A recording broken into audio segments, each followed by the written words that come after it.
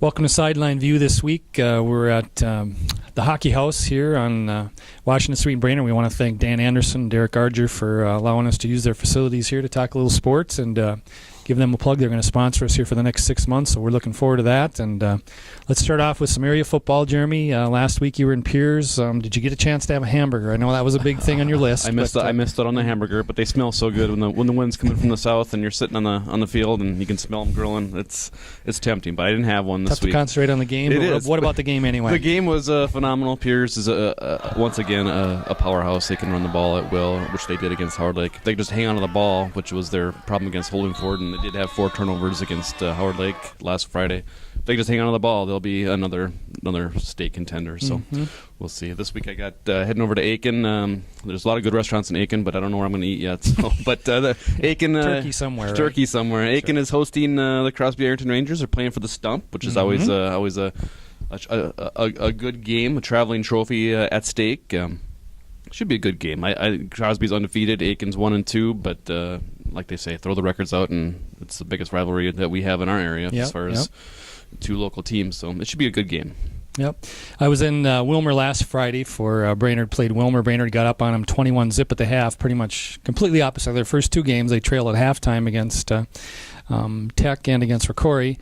And then last week they got up by 21, ended up Wilmer got caught fire at the end, blocked a punt, eventually took it in for a score, scored again after Brainerd went 3-and-out. It was 21-14, and Brainerd got the ball back with about almost 4 minutes left and drained the clock the rest of the way. So it was a nice job of just preserving the lead and getting their second win in 3 games. And this week they got Bemidji coming in. Bemidji's also 2-1. Lumberjacks lost their opener to Moorhead, but then they've beaten East and Denfeld, I believe, in the last 2 games. So they were state runners-up last year in 4A against Rocori, which Brainerd lost to in the opener. So I think they have quite a few kids back. Bemidji does, and so I'm thinking it's going to be a pretty good game again here. So this will be Friday night. It's also Tackle Cancer.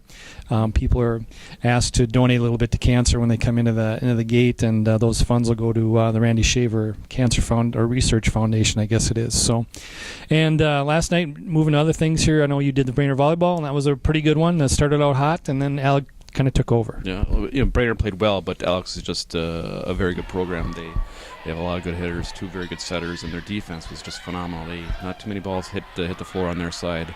So the first game, Brainerd played with passion. They won 28-26, but then it was just the senior experience of Alexander. They had a lot of seniors on their roster. Brainerd, not so many seniors, but you could just kind of tell that they forgot that first game, and Alexander just kind of took it from there. Now they're leading the conference, so that's what you want to be doing. Yep. I'll be doing the Brainerd boys soccer game 5 o'clock on Thursday in Baxter. They are pretty excited last night. They won their first game of the year. It's been an awful difficult start for them. They went 0-8 to start the year and had scored only 8 goals, and last night they drilled Fergus 8-0, so they doubled their total.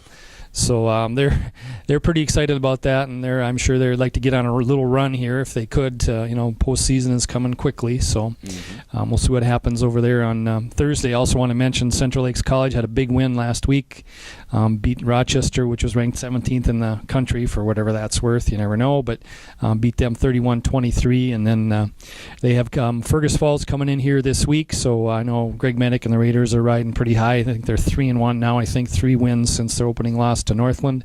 They also had 3 players of the week this week. They had Jordan Bielke and Anthony Shellman, and then Paul Lake were all players of the week for their specific position group. So big week for CLC, and they're hoping for another big crowd here coming up. So what else do we have on the docket? Raider Volleyball 1-2 on Saturday. They're continuing their dominance in the Minnesota Conference. So Lindsey Munson there was player of the week also. So big week for CLC athletics this last weekend coming up as well. So and they're on the road tonight, I think. Yep, I think so.